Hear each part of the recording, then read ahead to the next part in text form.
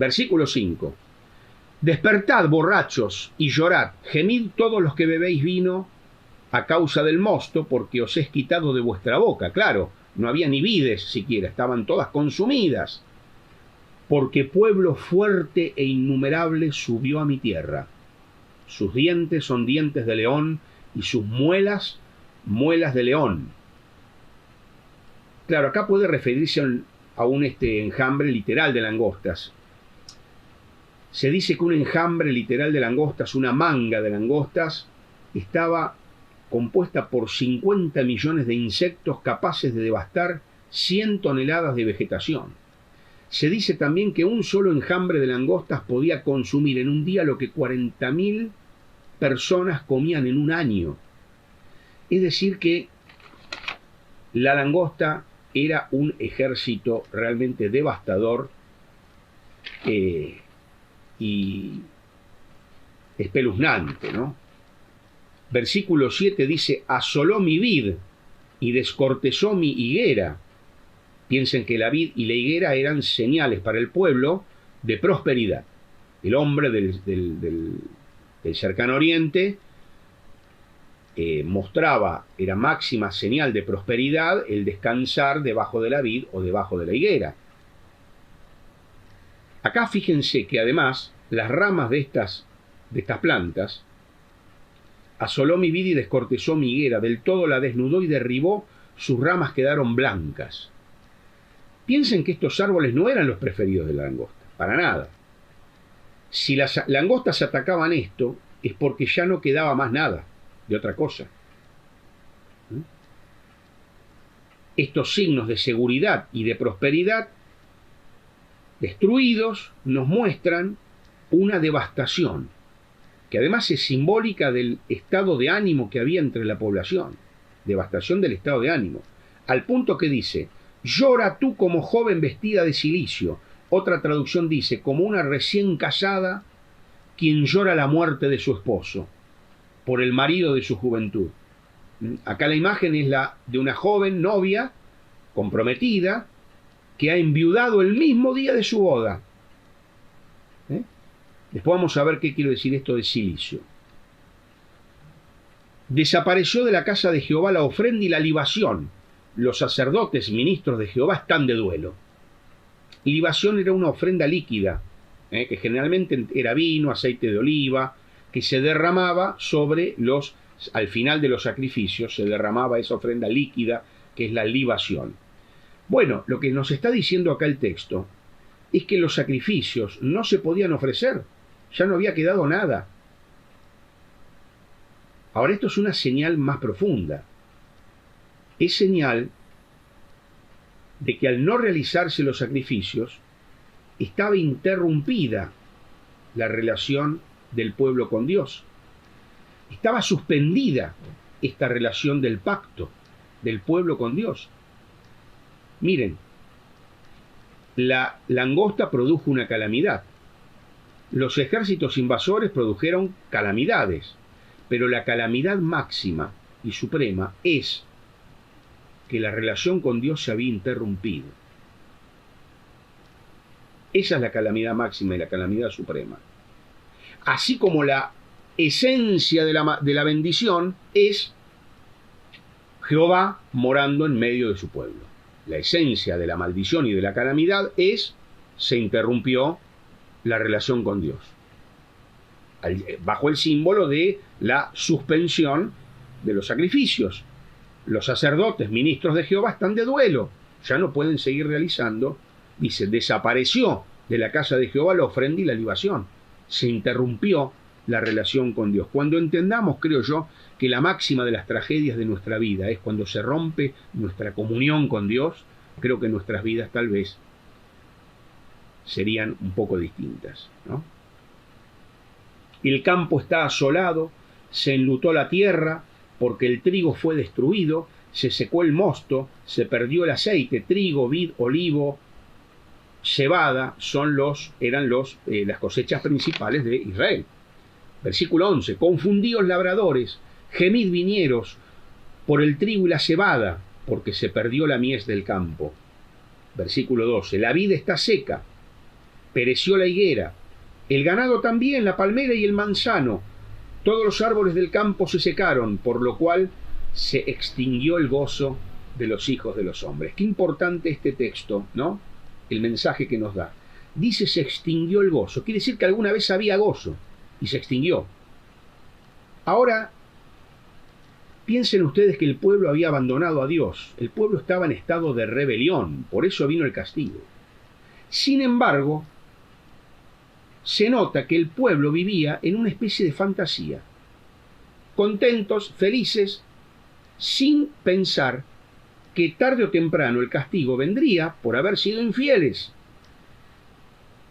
Entonces, fíjense la fantasía en la cual vivía este pueblo, siendo infieles a Dios, por tanto, debiendo esperar juicio y disciplina, sin embargo esperaban bendición y prosperidad.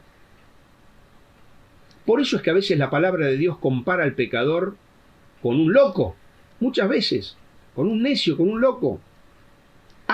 Un loco es alguien que perdió el contacto con la realidad. El pecador, que sistemáticamente afrenta y ofende a Dios, aún así espera bendición y prosperidad en su vida, es realmente un hombre que ha perdido contacto con la realidad.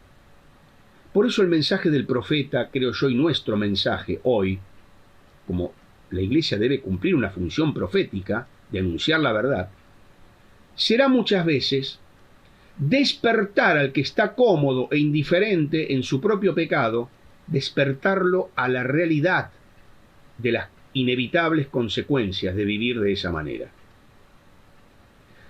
Para que el gozo no se extinga, para que nuestro propio gozo no se extinga, la clave está en tomar contacto con la realidad y saber cuándo en nuestra vida hay cosas para cambiar.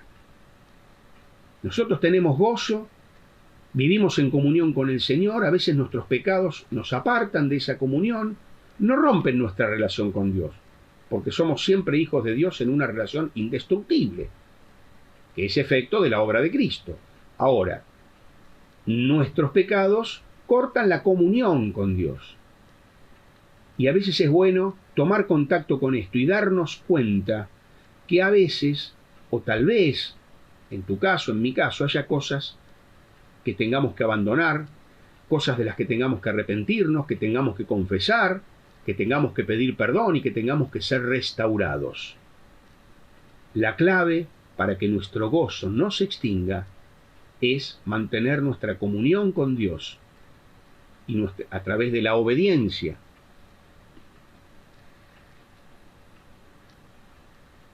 Versículo 13. Me quedan poco menos de 10 minutos para terminar la primera parte. Ceñíos y lamentad, sacerdotes, gemid, ministros del altar, venid, dormid en silicio, ministros de mi Dios, porque quitada es de la casa de vuestro Dios la ofrenda y la libación. Otra vez hace hincapié en esto.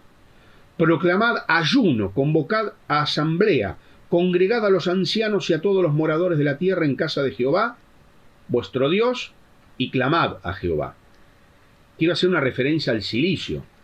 El cilicio, saben ustedes que era una especie de camisa, una especie de túnica, de una tela muy áspera, de piel de cabra o piel de camello, muy, pero muy incómoda de llevar. Muy, pero muy incómoda. Se llevaba como una manera de demostrar tristeza, humillación, arrepentimiento, dolor, luto. Era una señal en otra traducción, en lugar dice vestíos, ceñíos, lamentad, dormid en silicio, dice vístanse de tela áspera. Es una traducción un poquito más sencilla para entender, vístanse de tela áspera. Y habla de el ayuno también. Miren, lo que quiero destacar de estos dos textos es que acá el escritor, el profeta, hace un especial énfasis en manifestaciones exteriores. Vestirse de cilicio, dice ceñirse, lamentar, ¿no? Dice proclamad ayuno, habla de señales exteriores que sirven como testimonio y como ejemplo para influir a los demás. y para hacer que de esa manera se glorifique a Dios. Es decir, las señales exteriores a veces son necesarias y no son malas necesarias. Son malas cuando encubren hipocresía, cuando yo aparento algo exteriormente y no hay un acompañamiento, o sea, lo exterior sirve en tanto acompañe la actitud interior, pero no puede divorciarse una cosa con la otra. Esa idea de que lo importante es lo que uno es y no lo que uno parece ser es falsa, porque hay que ser y también hay que parecer, las dos cosas, ser y parecer. Dios muchas veces critica severamente estas actitudes exteriores. ¿Pero por qué? Porque Dios sabe que no van acompañadas de una actitud interior genuina y sincera.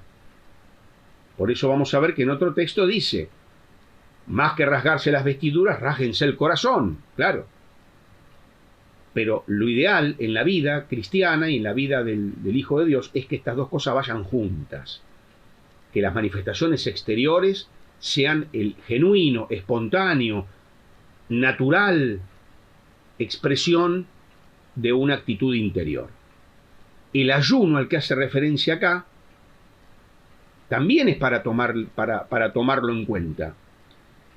Porque lo que está queriendo decir es que cuando hay una cuestión espiritual de suma importancia, la persona hasta deja de preocuparse por las necesidades físicas.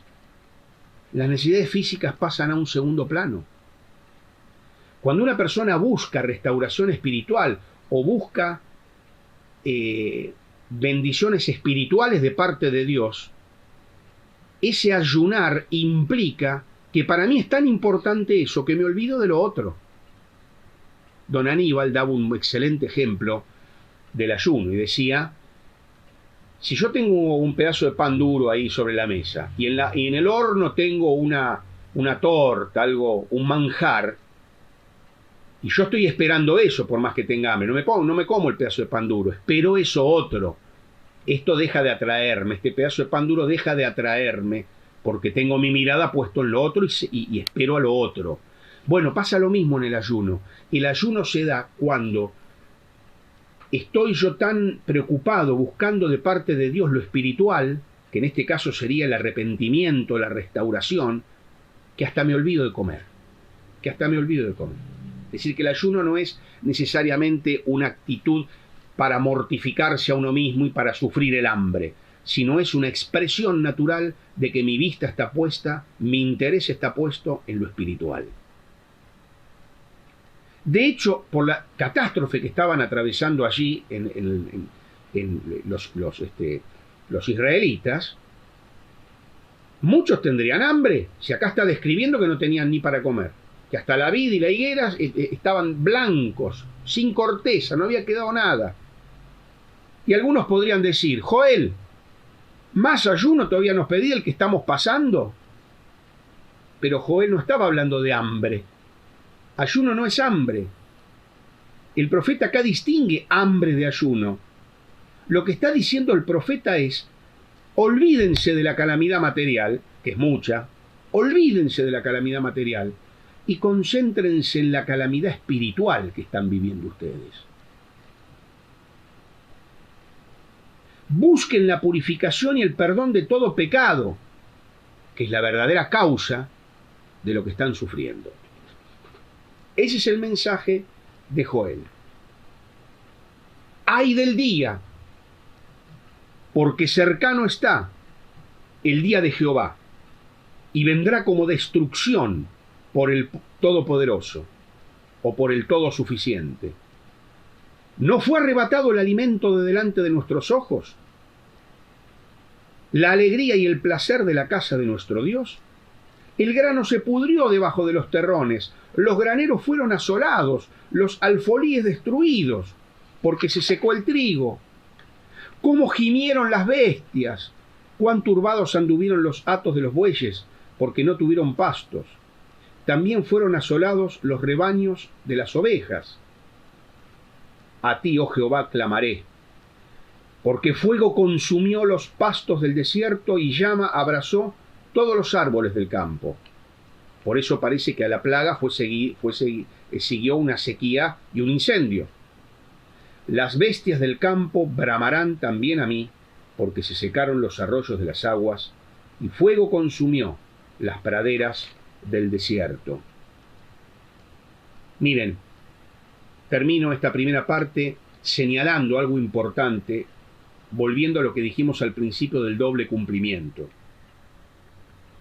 Fíjense qué interesante es cómo en estos versículos se alternan tiempos presentes, pasados y futuros. Lo que nos está diciendo acá Joel es que la plaga de langostas, que estaba sucediendo, que ya había sucedido y que todavía estaban las consecuencias, esa plaga de langostas fue un día de juicio contemporáneo a Joel, pero que servía de señal, de advertencia a un futuro juicio aún mayor. De un futuro juicio aún mayor. Por eso que en el versículo 15 dice: cercano está el día de Jehová, vendrá. Pero ¿cómo? ¿No es que la plaga ya había venido y ya estaban todos sufriendo? Y acá dice vendrá y dice que está cercano. ¿Cómo? En el versículo 15 dice vendrá el día de Jehová, está cercano. Y en el 16 dice que ya fue arrebatado el alimento delante de nuestros ojos. Y en el 17 dice que ya fueron asolados los graneros y destruidos los alfolíes. Y en el 18 dice que gimieron, anduvieron, tuvieron y fueron asolados los rebaños. Acá se nos muestra claramente este pasaje de los tiempos verbales, que lo que sucedió remite a algo futuro aún peor. Aún peor. También los animales están sufriendo la catástrofe. Y el mismo profeta, termino con este concepto, el mismo profeta añade su propio clamor. A ti, oh Jehová, clamaré. El mismo profeta añade su propio clamor al bramido de las bestias, de los animales, al lamento de los borrachos, al luto de los sacerdotes. Él mismo añade su propio clamor. ¿Por qué esto es tan importante? Porque él era uno más de la comunidad doliente. Él era uno más. Él también se identificaba con ese sufrimiento. No era un extraño que observaba a la distancia. ¿Saben por qué les digo esto? Porque hoy nosotros tenemos que cumplir, y lo vuelvo a repetir, esa función profética de anunciar la verdad. Debemos hacerlo. Pero muchas veces escuché a creyentes decir, y díganme ustedes si no escucharon también, manifestar cierta satisfacción con el mundo que va de mal en peor. El razonamiento es esto: mejor que vaya todo de mal en peor, porque así entonces se están cumpliendo las profecías y el Señor viene pronto. No me digan que nunca escucharon un razonamiento así. Yo sí. Pero saben, esto es un error de los más graves que podemos cometer. De los más graves que podemos cometer. Claro que sentimos gozo al saber que, como dice nuestro himno, en tristeza y tempestades una luz se ve. Es de Cristo la promesa, pronto volveré. Él está esperando allí el momento de venir y llevarnos al celeste hogar. Y eso nos da gozo. Pero esta gloriosa esperanza no nos autoriza, para nada, a complacernos en el mal. Ni siquiera ser indiferentes al mal. Deberíamos, al igual que el profeta, conmovernos y dolernos ante los efectos del pecado. Por ejemplo, miles y millones de niños que son y serán abortados diariamente en el planeta. ¿Cómo no conmovernos y dolernos? ¿Se acuerdan el Señor mirando la ciudad de Jerusalén a lo lejos? Viendo proféticamente la futura destrucción de la ciudad. ¿Se acuerdan? Ahora, ¿nos imaginamos al Señor viendo esto? La futura destrucción de Jerusalén debido a la incredulidad de los judíos y al rechazo de los judíos del Mesías. ¿Se imaginan el Señor mirando esto, riendo y festejando? Porque de esta manera se cumplirían las profecías y el Evangelio sería entonces predicado a los gentiles y los gentiles serían integrados en un mismo pueblo. Y el Señor, viendo que las profecías se cumplían, riendo y festejando. No, ¿qué hizo el Señor? Según vemos en Lucas 19:41. Dice que lloró sobre la ciudad. Claro que se cumplían las profecías. Claro que Dios usa el mal para del mal sacar el bien. Claro que Dios escribe derecho aún en renglones torcidos. Claro. Pero eso no nos autoriza a complacernos en el mal, en el pecado y en el sufrimiento. ¿Se imaginan ustedes al Señor ante la tumba de Lázaro con un ataque de risa? Porque en pocos minutos Él podría demostrar su poder y todos podrían ser testigos de la gloria de Dios. No, ¿cómo se describe al Señor? Juan nos dice que Jesús estaba profundamente conmovido. Y en el versículo 35 se nos dice que Jesús lloró. ¿Y cuán profundamente conmovidos nos sentimos nosotros cuando somos testigos del mal que predomina en el mundo, del inevitable juicio de Dios que va a caer sobre la humanidad? Por eso, queridos hermanos, mi deseo es, para mí en primer lugar, que el clamor del profeta sea un modelo para nuestro ministerio profético en el mundo de hoy. ¿Recuerdan Filipenses 3:18? Andan por ahí muchos de los cuales os dije muchas veces, y aún ahora lo digo, llorando, que son enemigos de la cruz de Cristo. ¿Cuántos de nosotros, dice Matthew Henry, somos capaces de decir, con la Biblia en la mano, incluso, con esta Biblia grande, cuántos somos capaces de decir, os lo digo? Pero dice Matthew Henry, ¿cuántos de nosotros somos capaces de añadir, llorando?